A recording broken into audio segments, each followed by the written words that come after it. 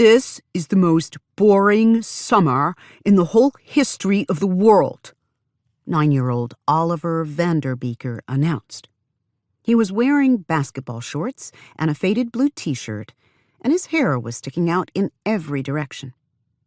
It's only the first week of summer vacation, Miss Josie, the Vanderbeekers' second-floor neighbor, pointed out. The Vanderbeekers, who lived on the ground floor and first floor of a brownstone in Harlem, spent a lot of time on the second floor when their mother was busy baking for her clients.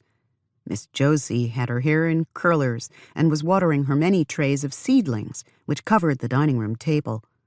When she was finished, she stepped over to a window box, clipped a few small purple flowers, and put them in a bud vase before handing it to Laney.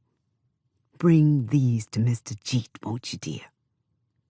Laney, 5¼ years old and the youngest of Oliver's 4 sisters, stopped tying ribbons around the ears of her rabbit, Paganini, and stood up. She wore a silver skirt made of sparkly tulle, a purple t-shirt, and sparkly red shoes.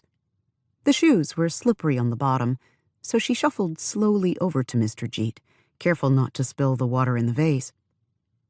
Paganini hopped close by her heels, shaking his head, causing his ears to flip around and the ribbons to launch in different directions. "How are you both already?" Mr. Biederman asked. Mr. Biederman was their third-floor neighbor and landlord, and up until half a year ago, he hadn't left his apartment in 6 years. He had almost refused to renew their lease back in December, but the Vanderbeeker kids had managed to convince him to let them stay, and now they were working on getting him outside the brownstone. He visited the Vanderbeekers, as well as Miss Josie and her husband Mr. Jeet, almost daily, but he had never left the building once in all that time.